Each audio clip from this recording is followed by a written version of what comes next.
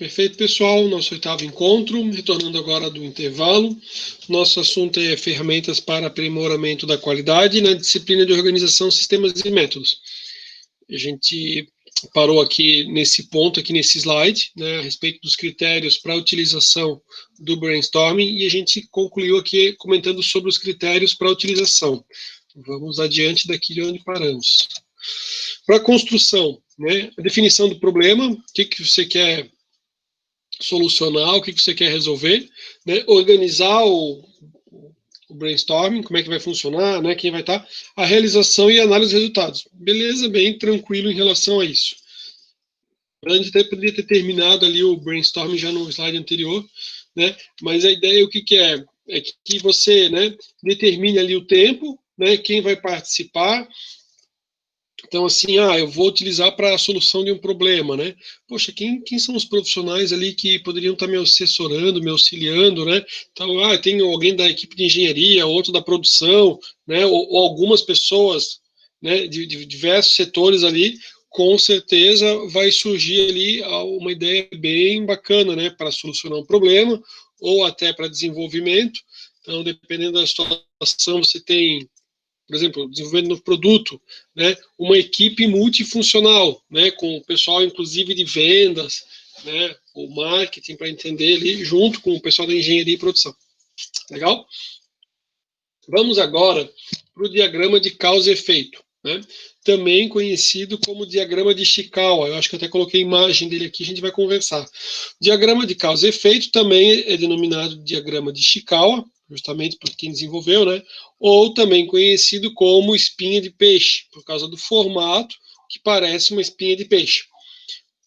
Representação gráfica que possibilita, que permite a organização das informações, né?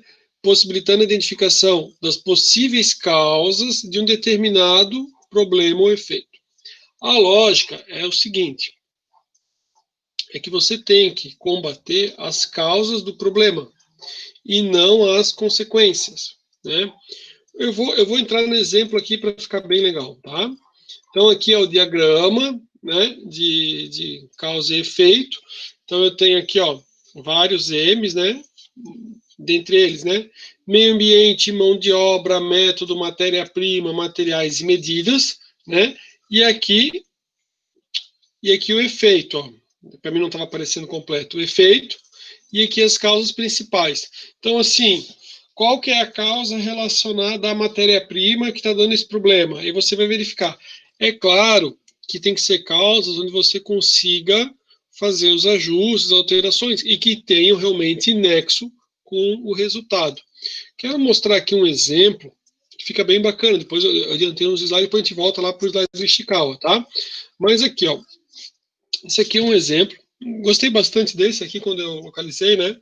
Que é um exemplo assim, ó. Um alto índice de reprovação dos alunos, né? Então, assim, ó, digamos que a gente estivesse falando, assim, né, na colégio lá, alguns têm, né, o sobrinho pequeno ou o filho pequeno, e tem um problema, digamos, de alto índice de reprovação no colégio, né? O que acontece? A lógica de você resolver não é você, eu tenho alto índice de reprovação, né? Eu vou simplesmente aprovar todo mundo. Tipo, calma, peraí, né? Peraí. É claro que talvez, né, talvez, alguns possam até pensar assim entre vocês, assim, cara, mas não que eu queira dizer nada, mas parece que um tempo atrás, né, vem uma ideia, né, com as crianças que eles falam assim, não, se não aprendeu, com o tempo ele vai aprendendo, vai cada um no seu tempo, e o cara vai passando de ano sem saber ler e escrever, né, tipo assim, tipo loucura total, né, vamos ver até o dia que o cara aprende, né, aí o cara tem uma certa idade e não aprendeu coisa alguma. Ô, Então, professor, assim, oi, pode falar, manda ficha. tu fez esse comentário, essa brincadeira, e eu acabei lembrando houve uma época que o governo federal fez exatamente isso. Estava com um índice muito alto de reprovação no ensino fundamental básico ali, primeira e segunda série, então, ó, a partir de hoje ninguém mais reprova no fundamental aí, porque tá osso. É que nem assim, ó, porque digamos que ou que nós todos fôssemos, né, representantes do governo, e a gente quer melhorar nossos índices, né, frente aos demais países, né? A gente diz assim, tem um nível muito alto de analfabetismo, né? Aí, enquanto nos outros países o cara escreve, faz alguma coisa, a gente vai dizer assim, se o cara escreveu o nome, o cara está alfabetizado, né? O cara nem sabe o que ele está fazendo, está fazendo lá uns símbolos lá, aí diz assim, esses símbolos aí é teu nome, beleza, né? Sabe o que significa? Não tem, não, eu sei fazer aquilo, né, o negocinho assim, que é o sei fazer, né? Então, da mesma forma, quando, né, você, digamos assim, você dá um treinamento, mas tipo, né, tá também dissociado. Então, realmente, acredito que sei lá, cara, que aconteceu, né, realmente aconteceu isso, né, tipo assim, de tentar incentivar cada um no seu tempo, inclusive também com o pessoal mais velho, quando foi fazer lá o ensino, né, então assim, você vai capacitando, até assusta, né, e, enfim, mas beleza. O que acontece? Então, assim, para a gente resolver esse problema, o ideal não é simplesmente tipo assim, estou com alto índice de reprovação, vou aprovar o cara do nada. Não resolveu o problema, vocês concordam? Não resolveu. A criança não sabia escrever, agora ela passou de ano, tá, mas ela aprendeu, porque tipo assim, o cara vai na escola não para ganhar nota e ganhar um boletim, né? O cara vai lá para aprender, né? Então assim, é claro que em algumas situações, né, o diploma, o certificado é um requisito para que ele possa tentar concorrer a uma vaga, né? Então, assim, se tiver nível superior, pode concorrer a uma vaga. Se não tiver, não, daí já não tem esse pré-requisito, porque é um concurso para nível superior, né? Ou que nem tem, por exemplo, quanto mais a população vai estudando, maior é a questão dos requisitos, né? Então, você fala assim, tem concurso para gari. Aí, o concurso para gari vai exigir, no mínimo, um ensino médio completo. Tá, mas, tipo, será que ele vai ter tantos comandos que ele vai ter que ler e aprender para executar a sua função? Não, mas é um critério que a gente está colocando. Enfim, né? Então, talvez para determinada situação, aquilo fosse o requisito. Só que é claro que se você der uma formação de qualidade, você vai possibilitar que o mundo se abra, né, diante dele e ele possa, né, buscar, pleitear novas oportunidades, ok? Sendo que cada um, né, tem uma função de fundamental importância, apesar de que a gente vive num país que, infelizmente, é uma pena, né? Como é bom quando você vai num outro país que todo mundo é valorizado, né? Que é importante. Cada um escolhe o que quer, né? Tipo assim, eu quero fazer tal curso porque eu acho que é importante, né? Então, assim, infelizmente a gente passa por situações que o cara foi lá e diz assim, passei recente, né? A pessoa falou, olha, mas assim, foi muito mais, né? Também não foi, a pessoa jamais quis se colocar numa situação hierárquica maior do que eu, né? Mas ela, na qualidade de juíza, ela disse que ela tinha estudado para ser juíza. Aí eu pensei, poxa, mas o professor estudou para ser professor, o mecânico estudou para arrumar o carro dela. Se ele não souber arrumar o carro dela, ela estudou para ser juíza, vai dar com uma bucha no poste e não vai dar certo, né? Então, aí eu olhei assim, né, online, assim, eu olhei pro computador e pensei, tipo, todo mundo estudou para estar onde está, né? Tipo, né? Mas infelizmente acontece, né? Então, em outros países você vê assim, ó, outro dia a gente viu uma reportagem, o cara tinha um trabalho que era um trabalho mais braçal, mas ele tinha a casa dele, ele tinha o carro dele, tinha uma condição digna, né? Infelizmente no país assim que a gente vê que tem várias pessoas que têm uma profissão, mas que aquela profissão não garante ter uma vida tão digna, né?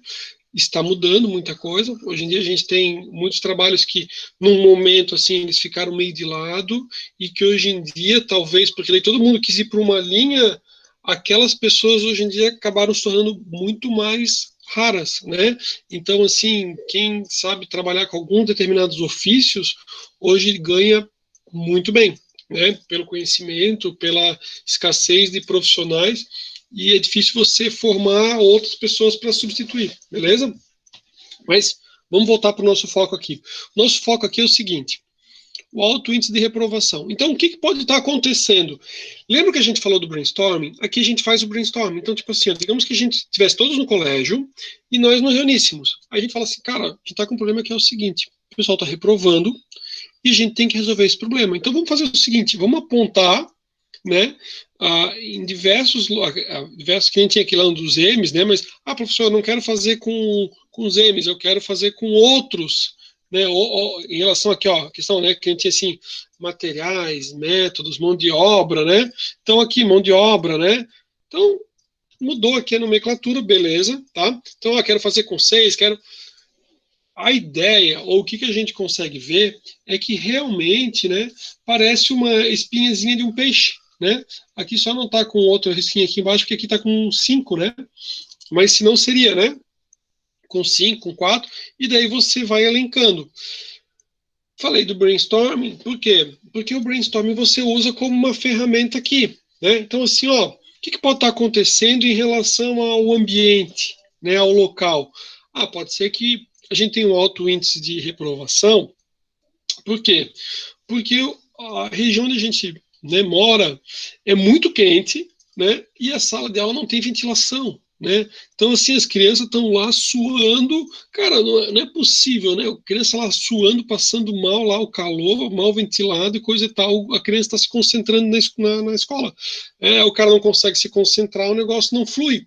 Ou pode ser que a iluminação não é adequada, aí ele não consegue enxergar direito, né? Então, tem aquela preocupação, lembra quando a gente estudou sobre layout, a disposição da luz para iluminar, né? Não ficar fazendo sombra, para que a pessoa consiga ler, né? Consiga anotar corretamente. Imagina que a sala dela for muito escura, né? As criancinhas estão lá na sala de aula, a criança não consegue ver o que está copiando, não copia nada, não anota, não estuda o que anotou, não flui, né? Pode ser que o método utilizado, né? No método envolve, aqui ó, a preparação da aula. Será que a aula foi bem preparada, né? Será que a prova realmente está avaliando conhecimento? Será que existe um descasamento entre eles? Será que a carga horária que os alunos estão tendo, talvez ela é insuficiente, né? Então, assim, ó, já que a gente falou do ensino infantil, né, tipo as crianças, coisa e tal, o que acontece? Você tem, né, no ensino superior nós temos o ENAD, que é o Exame Nacional do Desempenho, né, do estudante lá do ensino superior. Quando termina o ensino médio, o pessoal faz o Enem, tal do Enem, né? Digo tal do Enem porque, na verdade, você já teve alteração da nomenclatura, né? Então, por exemplo, o ENAD, quando eu fiz, que é o Exame do Ensino Superior, né, do desempenho do estudante, quando eu fiz, chamava Provão, né? Então, eu fiz a primeira graduação, chamava Provão, então eu fiz o Provão. O Enem não tive, não me lembro de existir Enem, né? Era tudo vestibular, não tinha tipo, eu vou usar a nota que eu tirei no Enem para daí acesso à universidade. Era diferente, né? Professor, a pessoa entrou na faculdade no século passado. Sim, a primeira faculdade entrou no século passado, né? Existem, né, instituições de ensino que elas fazem o seguinte, que quem desenvolve a prova não é, né, quem está passando o conteúdo. Então, por exemplo, a gente está conversando sobre o assunto, eu formulo as questões, eu trago as questões, eu gosto de trazer questão de concurso público, né? A gente trabalha em exercício, coisa e tal, mas eu gosto de trazer questões porque eu quero estar alinhado ao que o mercado exige de vocês. Mas o que acontece? Tem instituições, se a gente for pensar no ensino superior, e vou falar também no infantil, que ela faz o seguinte, ela tem o nome dela, a marca dela, né? Vou dar um exemplo, tá? FGV.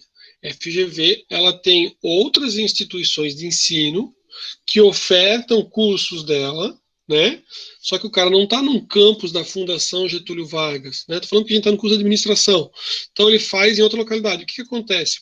O professor ele passa o conteúdo dele, mas a prova vem da Fundação Getúlio Vargas para avaliar, né? Por quê? Porque a Fundação Getúlio Vargas ela quer ter a segurança ou né, que é a instituição, tipo assim, que ela tá conferindo um diploma, né, e no diploma tá lá o nome da instituição, então que realmente a pessoa esteja apta ou capacitada.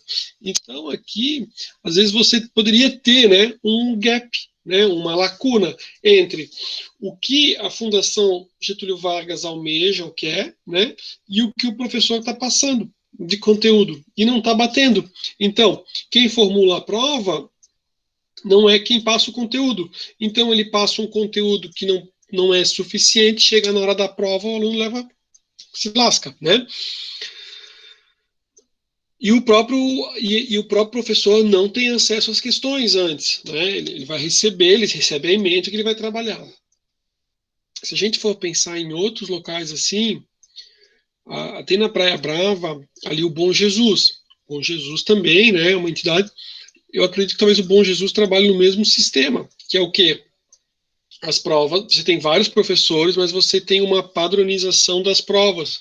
E as provas vêm e vão avaliar como é que está o aluno. Ok? Beleza. Aqui, perdão, falamos sobre métodos, recursos.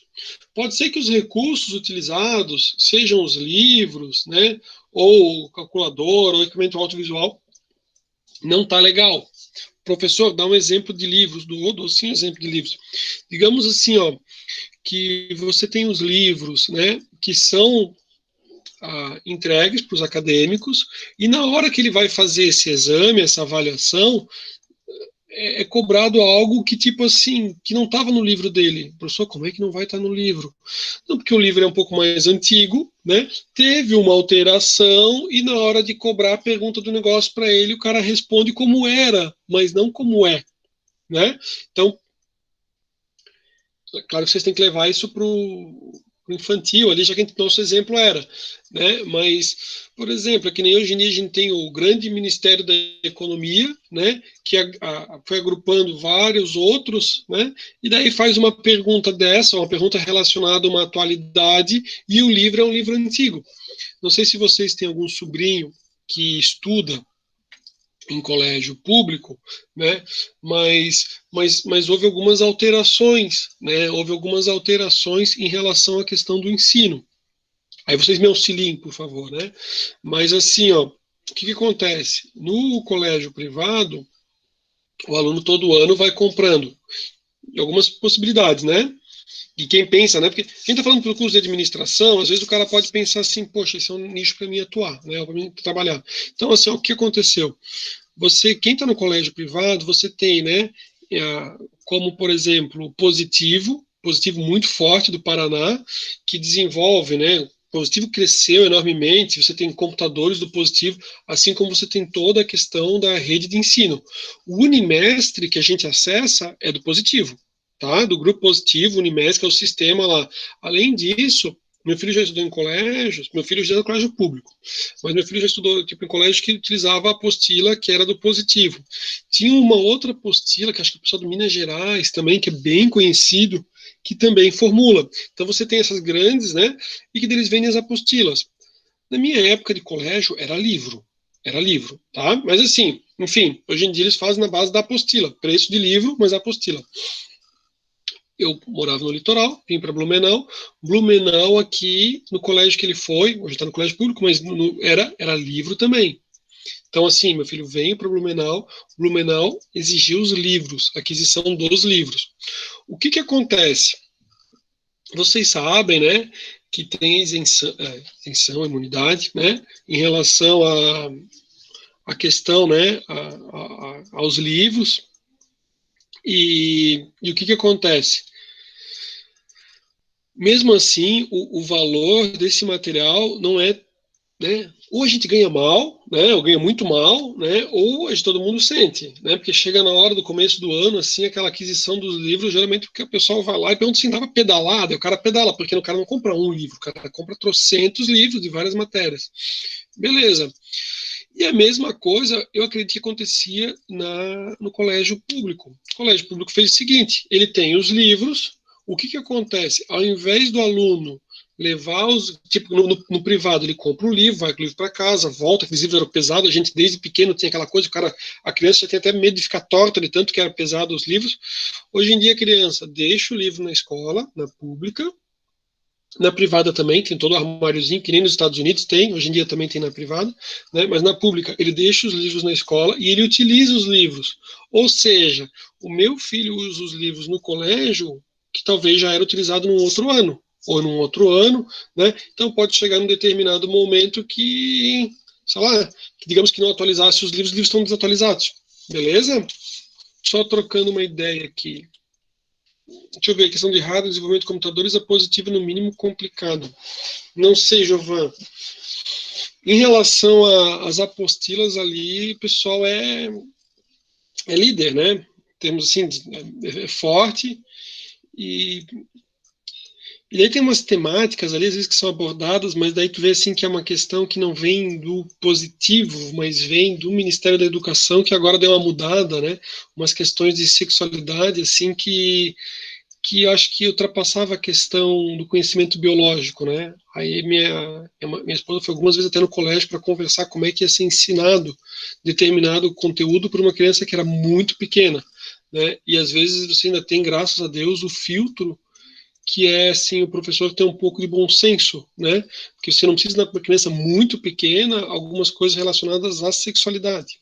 Mas beleza, vamos voltar ao nosso tópico. O nosso tópico é a questão do diagrama de espinha de peixe. Então, a questão pode ser, o problema do alto nível de reprovação é assim, o livro é bom, né? O local é bom, o ar-condicionado, é tudo maravilhoso, mas o professor é uma droga, né? O professor pode estar desmotivado, o salário não está legal, o professor não tem formação específica, ou ele tem a formação, mas não está atualizado, né? Ou o problema não é com nenhum deles, mas sim com o aluno. Pode ser que o aluno está com problema de visão, ou ele tem problema de visão, né? E ele não consegue, né? Isso desde a nossa época de colégio já tinha, né? Que é tipo assim, a criança não enxerga bem e a criança ela tem dificuldade de se expressar. Então ela não tem assim esse diálogo com o professor para dizer assim, professor, não adianta eu sentar aqui nas carteiras mais do final porque eu não enxergo. Eu entendo que o senhor acha que eu sou alto, sou grande, que eu tenho que sentar atrás para os mais baixinhos enxergar, só que ali atrás eu não enxergo nada, né? O que acontece? Às vezes o pai também não pergunta, a criança fica com receio de falar, né? A criança não fala, senta lá atrás, não enxerga nada, não escuta nada direito, ou enxerga meio estranho, não consegue diferenciar o que é P, o que é Q, escreve tudo errado, né? Agora, o que a gente vê, na verdade, né? Eu fui brincando e fui falando assim que às vezes é uma coisa, é outra, mas às vezes, né? É um mix disso aqui, e é verdade, né? Então, assim, é um mix, no caso de um é uma coisa, no caso de outra é outra, ou no caso de um terceiro é um pouquinho de cada. Então, a ideia é justamente assim, ó, tendo em vista o diagrama de espinha de peixe, né? Onde que eu vou melhorar? O que é minha prioridade? Lembra daquela folha de verificação? Aqui eu consegui estabelecer, né? Eu descobri o seguinte, que não adianta eu trabalhar no alto índice de reprovação. Não vou trabalhar, digamos assim, eu tenho um alto índice de reprovação, vou esconder para debaixo do tapete, vou passar todo mundo e os caras dane-se, né? Quando ele for lá para o ensino superior ou quando for para o ensino médio em outro colégio, aí é que vai descobrir o problema. Não, né? Não, o objetivo não é esse. O objetivo é resolver as causas. Aqui a gente consegue apurar causas através do brainstorming e a gente pode, inclusive, né, tentar aqui identificar digamos assim, o que mais influenciou para justamente você trabalhar nas melhorias, né? Eu gosto bastante desse diagrama para trabalhar, por várias razões, né? Por possibilitar, junto com o brainstorm, você descobrir possíveis causas ali do problema, você ter toda a equipe, digamos que eu estivesse trazendo isso aqui para uma reunião com os professores, né? Os professores todos aqui auxiliando, desenvolvendo aqui, né, como é que poderia ser melhorado, como é que pode ser feito. Então você tem o comprometimento deles, né, e desenvolvimento. Legal? Falei dos professores, mas a equipe como um todo, né, orientadora, pedagógica, todos aqui trabalhando e participando. Legal? Bem bacana, né? Então, a gente estava aqui, só então falando o Kaoru Ishikawa, que foi quem desenvolveu, né? Ele é japonês, né? Nascido em Tóquio, nasceu em 1915 viveu até 1979, e ele era um engenheiro de controle da qualidade, teórico da administração das companhias japonesas. Tá? Então, vai comentar ali a respeito dele, peguei essas informações, ó. Ishikawa, ele aprendeu os princípios de controle estatístico desenvolvidos por americanos, né? E integrou a equipe os conceitos do Deming e do Dr. Joseph Morris Juran para o sistema japonês, né? Quando a gente tiver disciplina de gestão da qualidade, não sei se fosse eu, se for, né? Ficarei muito feliz, mas se não, outro professor, ele vai explicar a respeito de Deming e Juran, né, que o Deming é conhecido ali como, né, responsável por todo o desenvolvimento da qualidade no Japão e todo o desenvolvimento que se conseguiu. Deming de Juran também, né, eles são americanos. Só que o desenvolvimento da qualidade, ele acontece primeiro lá no Japão, né, eles vão lá para o Japão, né, justamente para o desenvolvimento, né, da qualidade. Bem legal, bem interessante.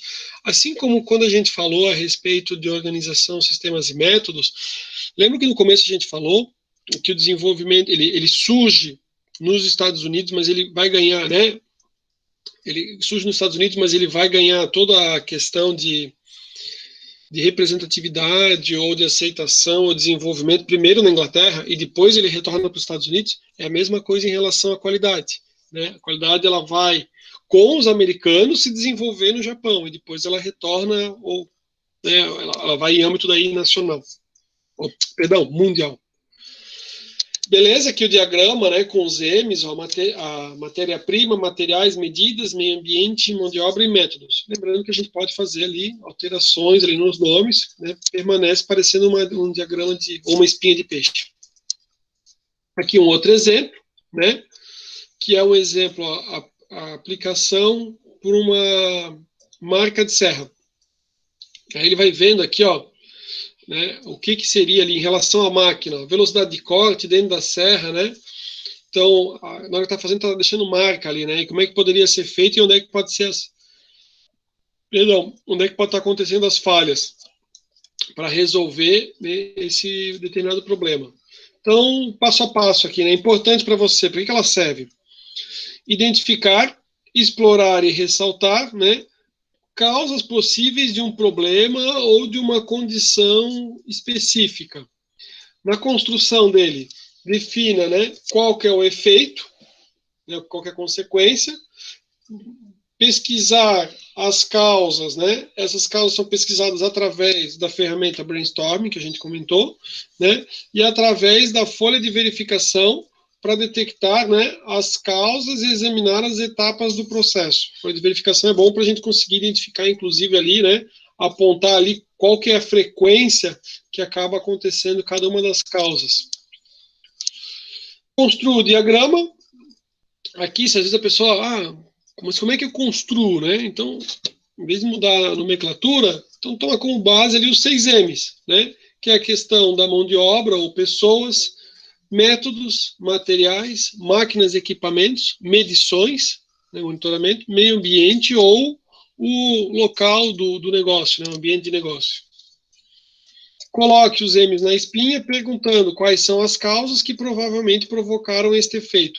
Revise todo o diagrama e obtenha o consenso do grupo. Né, essa questão da participação e comprometimento de todos. Aí ele diz assim, olha, a gente deve se ater a 3 características básicas da causa. Ela tem que ser diretamente controlável. Se você não conseguir, né, como é que você vai aprimorar, vai melhorar, se você não consegue, você não tem como controlar de forma alguma.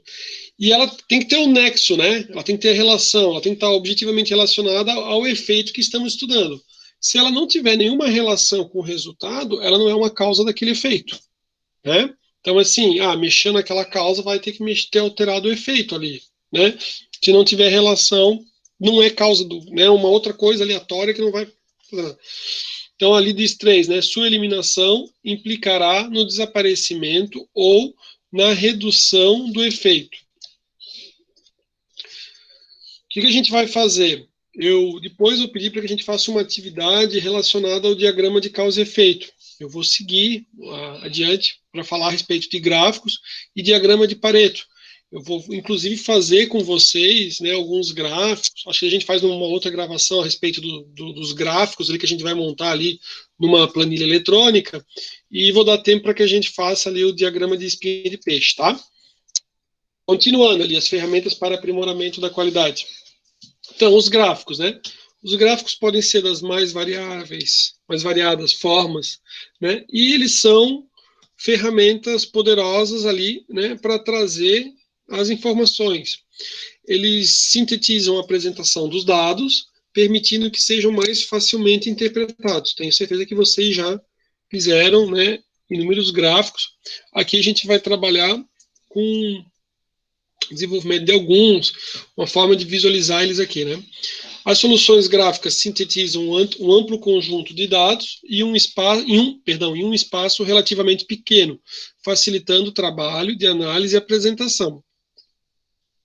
O gráfico deve ter, né, assim como outras ferramentas que a gente vai trabalhar, um objetivo bem definido, o que você está querendo, né, demonstrar com ele, qual é a finalidade, revelar a substância dos fatos, mostrar os dados sem distorção, apresentar, né, algo simples ali, uma quantidade grande de informações, né, permitir a comparação entre dados diferentes, revelar os dados com vários níveis de detalhes e estar integrado a uma linguagem, né, estática e verbal. Então, vamos lá, vamos a eles. Gráfico de linha. Gráfico de linha, né? Quando é que é legal você mostrar ele, apresentar? Quando ele mostra uma evolução dos resultados de um ou mais processos por um determinado intervalo de tempo, né? Então, diz, ó, compara uma grande quantidade de dados onde a representação por barras pode ser confusa. Aqui, que nem eu falei, a gente vai montar o gráfico, né, numa planilha eletrônica. Aqui o exemplo é bobinho, mas o que acontece? Aqui a gente consegue ver uma evolução, né, de 10 meses, que poderia ser, né, eu quero fazer um outro gráfico demonstrando aqui os 10 anos, e eu posso fazer um comparativo entre diversos produtos. Então, assim, quanto que foi o faturamento dos últimos 10 meses, 5 anos, 10 anos dos produtos? E aí você começa a fazer um comparativo deles aqui, ó, e você consegue observar, né, qual que foi caindo, qual que foi subindo, qual que se mantém estável, né? Aqui, a gente está com um gráfico de linha, a gente está falando de uma empresa, mas eu poderia fazer um comparativo, por exemplo, assim, ó, da nossa empresa, né, em relação às concorrentes. Aí você consegue observar, por exemplo, assim, caiu o faturamento de todas, né, ou caiu a quantidade de venda de todas, ou a minha empresa está tendo uma redução e a concorrente está subindo, ou seja, o concorrente está captando né, esse meu mercado.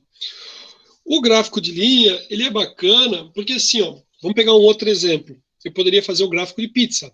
O gráfico de pizza vai mostrar, por exemplo, poderia colocar minha empresa e as demais, né, de todo o mercado, qual que é a minha, né, o que é chamado de market share, né, qual que é a minha fatia de mercado frente às concorrentes. Só que daí eu faria um desse ano, poderia fazer do outro ano, o market share de cada um. No gráfico de linha, eu consigo mostrar quanto que é, posso colocar em quantidade, né, tipo aqui tem quantidade, ó, né? Poderia colocar em faturamento, quanto que foi o faturamento de cada uma, e eu poderia comparar. Assim como eu posso fazer com a minha linha de produtos, né? Então aqui é um gráfico antigo, que era do material meu, né? Então assim, era aquela época que tinha televisão, né? Tinha o videocassete, né? Professor, nem sei o que é isso. Então, existia, né? Era nós, o videocassete e os dinossauros juntos, né? Assistindo filme, brincando. Mas ninguém conhece mais, né? Hoje em dia, né? E tinha, né, umas televisões que eles faziam já com aparelho de videocassete junto, assim, né? Era uma coisa só, né? Depois, né, virou a questão do DVD. Tinha umas televisões, assim, que daí tinha até o aparelhinho de DVD, né? Hoje em dia até vi que tem alguns filmes que os caras até ainda fazem hoje em dia a venda de Blu-ray, né? Tem a venda de Blu-ray, não sei o quê. Nosso mercado nacional, Blu-ray não. Beleza, ó. Recebi uma mensagem aqui. Obrigado, Ana. Obrigado por avisar. E então, assim, né, gráfico de linha é bem legal com essa questão. Agora, um outro gráfico, gráfico de barras ou colunas. Apresenta dados estratificados em diversas categorias. Ele vai comparar dados resultantes de processos de contagem, né? E ele também mostra a tendência a longo prazo. Então, aqui, ó, nesse caso aqui, eu poderia mostrar a tendência, tipo, fazer um comparativo ali dos anos, fazer ali os diversos produtos, aí você olha de um ano para o outro, poderia também fazer assim, né? Aqui, eu tenho uma questão assim, ó, a legenda, né, das razões, ó. Então, quantidade, né, e aumento de produtividade. Então, razões ou motivos aqui e a frequência que apareceu, né, para cada um deles. Tem uma legenda aqui embaixo, ó, instrumentos mercadológicos, redução de custo, melhoria de processo, né, e aqui qual foi, né, daí você consegue ver aqui, ó, os pontos aqui. Aqui, quando a gente for fazer, a gente pode ver, professor, é interessante colocar os rótulos aqui. Não precisa porque eu consigo ver aqui no eixo primário. Beleza. Gráfico de radar. O gráfico de radar, eu vejo que ele não é tão utilizado. Assim, eu não vejo as pessoas utilizando com tanta frequência, exceto quando o pessoal tem, as pessoas jogam aqueles com games, né? E daí você tem assim, tipo, uma determinada equipe num determinado jogo, e ele faz uma análise ali sobre diversas habilidades ou características. E geralmente nesse jogo, né, eles mostram com o gráfico de radar ali a questão da habilidade. Né? Então, assim, para que serve? Né? Para evidenciar graficamente os aspectos fortes e fracos de um determinado assunto, ambiente ou processo. Então, assim, ó, vamos ver. Aqui, ó. Aqui eu tenho um gráfico de radar, né? E aqui eu tenho de 1 a 10, tá vendo aqui embaixo na legenda? Então eu tenho assim, ó. Desculpa. 1, 2, 3, ele vai descendo de 1 a 10, ok? E daí eu tenho uma pontuação, ó, que ele vai, ó. Tá vendo aqui o centro? Então, do centro é 0, tá? Então ele vai, ó. 1, 2, 3, 4, 5, tá vendo? Ó? Se eu descer aqui embaixo, ó. 1, 2, 3, 4, 5. E o que foi feito em relação ao clima? Digamos que fosse uma pesquisa, tá? E a pesquisa, ela vai, a escala da pesquisa, ela vai de 0 a 5. De 0 a 5. E você fez 10 questionamentos. No único gráfico, você apresenta a resposta a 10 perguntas, que vão, a resposta pode ir de 0 a 5, né? Tipo assim, ó, uma pesquisa em relação à satisfação, né? A satisfação da qualidade. Aí você pergunta assim, né? Em relação, perdão, uma pesquisa de satisfação de qualidade sobre lá, digamos, de um hotel. Aí ele pergunta assim, como é que foi o atendimento lá na recepção, da nota de 0 a 5? Como é que foi em relação ao restaurante? Como é que foi em relação a serviço de limpeza? Camareira, lavanderia, né? Então tá, ó. Então assim, ó, aqui nesse caso aqui, ó, clima. O clima, a nota foi, ó, 1, 2 e pouco. Em relação à discussão, objetivos, né? Então você tem liderança, 10 aqui, ó, 10 aqui, ó. Liderança, nota baixa, né? Quanto mais alto, né? Então, por exemplo, ó, 7, ó. 7 é o quê? 7 é crítica. Crítica, quase chegando no 5. 6, consenso, né? Aqui foi os termos que ele usou, né? Para elaboração, a gente poderia fazer. Esse é o gráfico de radar. Aí eu tenho a carta de controle ou a ideia do controle estatístico do processo. Eu tenho, o controle desse processo, um limite superior e um limite inferior, né? E eu tenho aqui uma média, ou um limite, né, médio. O que acontece? Pensem comigo. Aqui, né, se eu estava mostrando aqui para vocês, está mostrando minha tela. O que acontece? Quanto mais padronizado o meu processo, mais eu vou estreitando o limite superior e inferior, né? Por quê? Porque lembra que a gente começou a nossa conversa de hoje dizendo, né, que lá na produção, quanto melhor a qualidade, menor essa variação aqui, ó, essa variabilidade, né? Ele vai estar mais próximo do limite superior. Se a gente fala a respeito da melhoria contínua, o que vai acontecer? Eu vou cada vez mais estreitar esses limites e eu vou tentar cada vez mais a ficar na linha que é o que eu quero, né? O que é o meu objetivo. Tipo, esse aqui, ó, é o meu objetivo é chegar aqui. Então, vamos mostrar algumas imagens. Esse aqui, ó, era daquele trabalho da Maria Helena Rodrigues, né? Que eu tinha, ó, uma meta, né? Ó, a meta tá aqui em verde, aqui, ó. Minha meta em relação à inadimplência. E eu tenho aqui, né, uma variação tolerável de 5% de inadimplência, ok? O que a empresa mandou? É claro que ninguém, né, a princípio você não vai ter lá um limite, aqui eles não colocaram um limite mínimo, né? Mas o que aconteceu? A empresa estava num determinado momento que ela estava com uma inadimplência de 7%. Então, assim, ó, ninguém cria os números, né? Então, tipo assim, eu tenho um problema de inadimplência alto. Então eu vou pegar e vou mudar a fórmula de calcular para resolver esse problema. Não é isso, né? Lembrando, né? A gente não vai mexer lá na consequência que é mudar o resultado, aprovar os alunos. O que vai ser feito é o seguinte, olha, eu vou, em vez de eu dar um limite muito grande de crédito, eu vou dar um limite menor, né?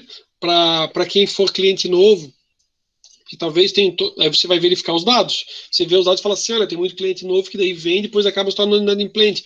Ou existem alguns setores que estão numa dificuldade maior, é um momento de incerteza econômica, e algumas empresas de alguns setores, elas tendem a não conseguir honrar os compromissos. Então, ao invés de dar um limite muito grande, que depois vai levar a minha inadimplência, eu reduzo. Ou eu reduzo o prazo de pagamento, né, que às vezes a empresa está bem, só que o prazo é tão longo que quando chega a hora de pagar, a empresa que era boa já não está mais. Né? E quando chegar num percentual que está bem baixo, aí quem sabe eu posso afrouxar a minha política de cobrança e dar um prazo mais longo para pagar, aumentar o meu limite, né? Por quê? Porque quando eu tenho uma política restritiva de crédito, algumas vendas eu deixo de fazer. Né? O cara diga assim, ó, se eu tenho limite de 50 mil para aquisição de mercadoria, eu já tenho 50 mil em aberto, eu não posso mais vender para o senhor. O cara vai buscar um outro cliente. Né? É claro que não é do nada e aleatório, ok? Acho que eu comentei já uma vez com vocês como é que funciona, né? Quando você tem as empresas. Tem algumas pessoas que trabalham em empresa grande, pode ser que trabalhem em outro setor, não sabem, mas se não, trabalham numa empresa grande, sabe como é que funciona. Então, por exemplo, a gente com a tinturaria, a gente encaminhava contrato social, quem eram os sócios da empresa, se o imóvel da sede da empresa era próprio ou alugado, quanto tempo que a empresa existia, todos os dados de cadastro, como no negócio do banco. Vocês tiveram aula de administração financeira com o professor Siegel. Vocês estão vendo como os conteúdos eles estão todos ligados, né? Então, assim, vocês tiveram aula de administração financeira com o professor Siegel. Eu não sei se o professor Siegel falou com vocês a respeito do CES do crédito relacionado à análise de crédito, né? O que acontece? Eu até fiz uma aula sobre essa, só que essa aula não está aberta ao público. Eu fiz para os alunos, que era material que eu fui tendo tipo de treinamento meu do banco, né? E que serve para, digamos, para que o aluno utilize isso dentro do seu negócio ou na empresa onde ele trabalha, que é justamente para análise dos clientes, tá? Mas o que acontece é o seguinte: você vai fazer toda uma análise. Então, nós na empresa a gente mandava documentação para aquele nosso fornecedor, que era um grande fornecedor, e ele analisava. Ele analisava com o quê? Com base no nosso faturamento, com base no nível de concentração que a gente tinha entre os clientes, assim como quem é nossos fornecedores. O que ele queria saber era o seguinte: tá, ele está comprando isso, mas ele vai conseguir honrar? Será que ele tem? E a empresa fazia essa análise, para daí ela estabelecer o limite. Então, no caso que a pessoa tem 50 mil de limite e que ele quer comprar, mas que ele não tem limite, o que aconteceria se eu fosse da área comercial, né? Eu ia dizer para ele atualizar o cadastro dele, né? Para tentar trazer as informações de quanto que era o faturamento, quanto que ele está vendendo, para ver se o sistema ia elevar o limite, que é o que acontece no banco. Eu quero levar meu limite. Então o senhor traz seus dados, se for pessoa física atualizada, se for pessoa jurídica, qual que é o seu faturamento, como é que é, beleza? É isso, tá? Então, você não mexe no gráfico pulsivo, mas você vai mexer na política de crédito e cobrança, que vai envolver uma série de atividades. Uma outra representação gráfica. A representação gráfica ela ajuda a visualizar e a tomar a decisão, né? E a decisão vai ser justamente o que a gente estava comentando agora. O histograma, tem como base a medição de dados. Exemplo, dimensões de peças, variações de temperatura e outros dados. Logo, o histograma se utiliza de dados na forma de variáveis, valores numéricos, e revela quanto de variação existe em qualquer processo. Então, apresenta de uma maneira clara a frequência com que ocorreu um determinado valor ou grupo de valores. Então, aqui eu tenho a espessura, né? É da época de frequência com trema ainda, né? E podia ter, né? Mas enfim, não tem mais. Ó, e aqui eu tenho, tá? A gente vai logo em seguida mostrar ali como fazer, eu fazendo um vídeo separado. O histograma, vocês veem que, diferente do gráfico de barras, ele não tem um espaçamento. Tá vendo que ele não tem um espaçamento? Ele é como se fossem as várias barras, né? Sem o espaçamento. E a gente vai falar, a gente vai até hoje aqui no nosso conteúdo, para daí a gente passar para resolução ali, junto com a planilha eletrônica, a análise de Pareto. Então diz assim, ó, quando for preciso ressaltar a importância relativa entre vários problemas ou condições no sentido de escolher o ponto de partida para a solução de um problema, avaliar um processo ou identificar uma causa básica do problema, use o diagrama de Pareto. Então, quero escolher por onde começar, quero identificar uma causa básica de um problema, quero entender a importância relativa entre vários problemas, utilizar esse diagrama. Quem foi lá Pareto, né? Wilfred Pareto, nasceu em Paris, 1848, foi até 1923. Né? Ele era um cientista, político, sociólogo e economista italiano. Enfim, né? Nacionalidade italiano e nascimento em Paris. Boa pergunta para a gente dar uma visualizada também, né? As informações do Wikipedia. Se nacionalizou, né? Enfim.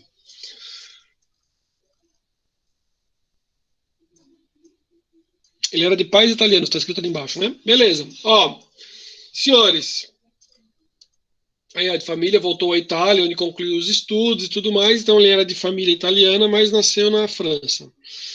A análise de Pareto, que é o que nos interessa, diz assim, ó, esse princípio também conhecido de lei de 20/80, pode ser detalhado das seguintes formas. O que acontece? Porque a gente fala diagrama de Pareto e qual que é a lógica?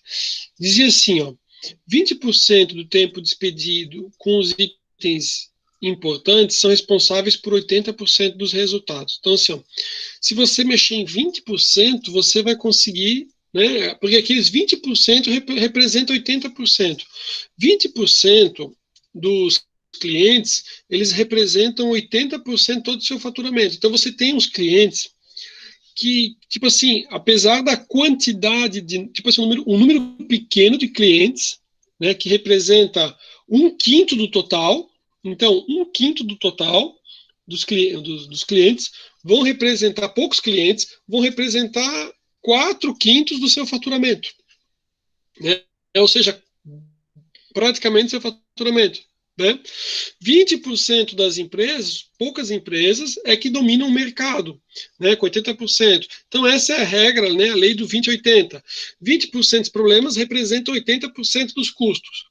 A lógica do diagrama de Pareto é justamente o seguinte: eu vou trabalhar nessas poucas causas que vão resolver, né, tipo assim, nesses 20% que já vão resolver 80% do meu problema. Então, basta, né, eu identificar quais são, ó, vou vir para cá, quais são os meus problemas, ou o que é prioridade, onde é que eu vou ter que trabalhar. Então, assim, ó, o que a gente visualizou aqui? Esse exemplo aqui, deixa eu ver se ele vai para uma outra tela. Vai para uma outra. Esse exemplo aqui, ele vai trazer justamente aquele do livro de suspense que a gente falou no primeiro bloco, que é justamente, eram 61 problemas, e se eu resolvesse um dos problemas, eu já resolveria, né? Aí ele tem dois eixos, o diagrama. Ele tem um eixo primário e um eixo secundário. No eixo primário ele está mostrando em quantidades. No eixo secundário, ele está mostrando em percentual. Ou seja, se eu resolver um problema, eu resolvi 50 e poucos por cento. Lembra que estava lá naquela imagem? Não tem rótulo aqui, né? Então ele mostra assim, ó. Ele mostrou em quantidades, aqui está em quantidades, e aqui eu tenho um gráfico, ó, em barras, né, o gráfico de barras, e o segundo eu tenho um gráfico de linhas, tá? A gente vai desenvolver ele. Então aqui, olha, ele explica como fazer, né? Ele diz assim, ó, construção da análise de Pareto, identifica o problema, quantifique os valores para cada categoria, e ele diz para listar de ordem decrescente, ou seja, do maior para o menor, e calcular a frequência relativa acumulada. Aí ele diz como é que é feito o cálculo, né, de barras, de colunas, e daí ele foi para aquele exemplo que a gente falou da editora do livro de suspense, ok?